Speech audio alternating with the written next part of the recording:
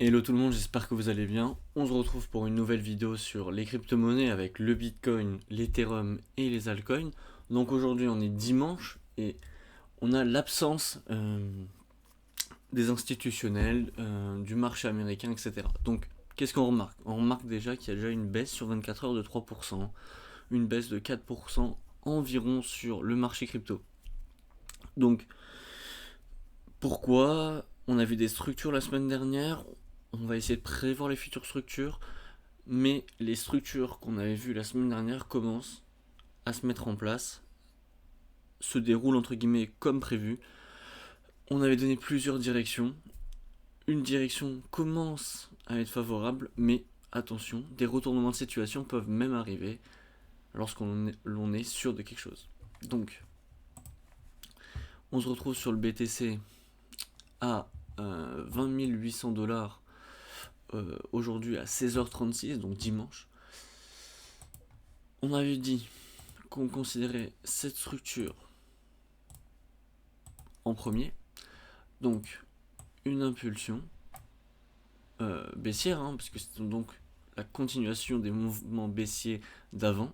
On a une impulsion à sens contraire, si j'ai envie de dire. On considère celle-là comme une A, ceci comme une B, et cette impulsion comme une C. Donc on considère ce top de A et ce top de C. Donc on va effacer tout ça. Donc là, il y a deux options.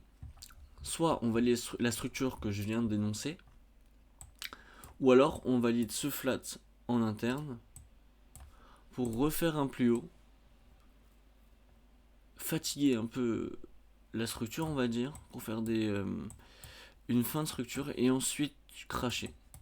Ça, c'est ma deuxième option parce que, à savoir que les plus petites structures s'invalident forcément pour valider les plus grosses. Genre, c'est normal, si t'as un T-Rex et que toi t'es un stégosaure, frérot, tu t'es bouffé. Donc, les plus petites se feront forcément avoir.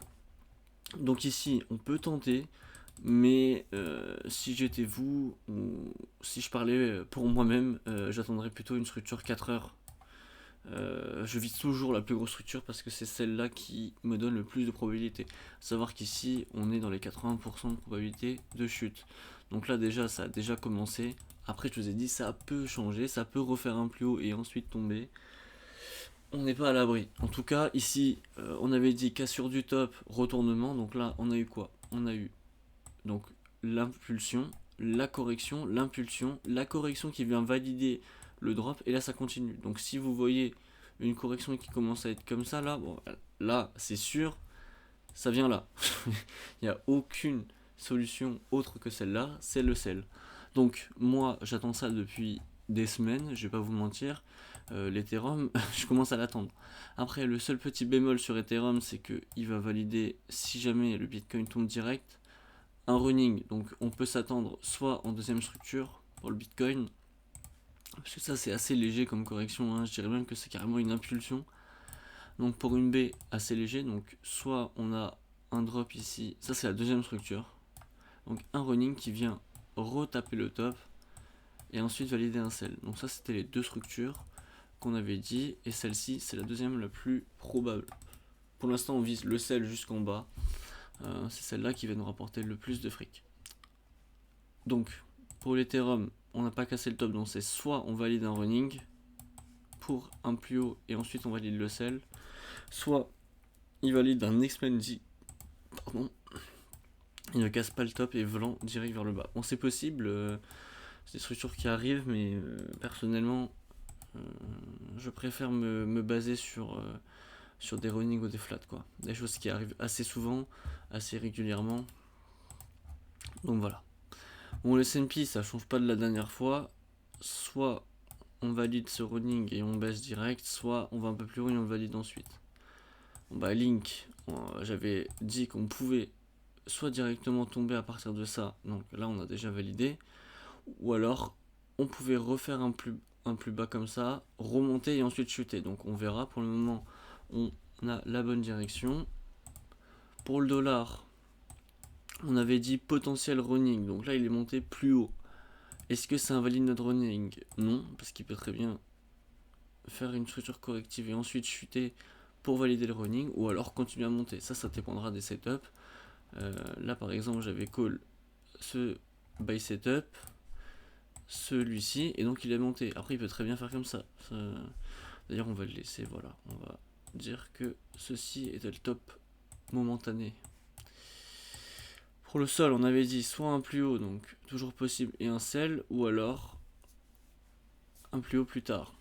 Toujours pas validé, la structure ne s'est pas validée. Donc là on avait dit soit il montait, soit il s'arrêtait là et il chutait.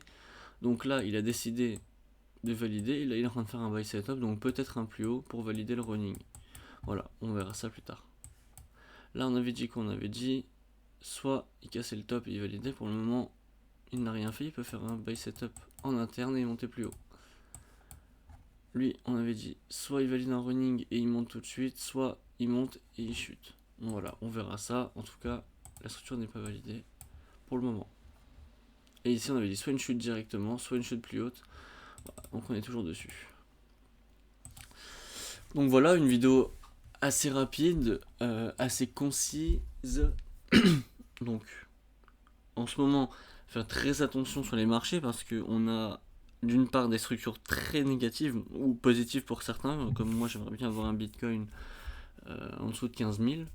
Et par contre, il y a des news négatives qui risquent d'arriver la semaine prochaine avec potentiellement une coupure de gaz en Allemagne, ce qui pourrait donner un peu des mouvements de panique sur les marchés. Parce que l'Allemagne est quand même un leader en Europe, donc ça pourrait faire un petit cataclysme en sachant qu'elle est un peu aidée avec l'Amérique, donc tout est corrélé en économie, donc faire très attention à la semaine prochaine. En tout cas, je vous souhaite une très bonne semaine qui arrive et une bonne fin de week-end. Allez, à plus.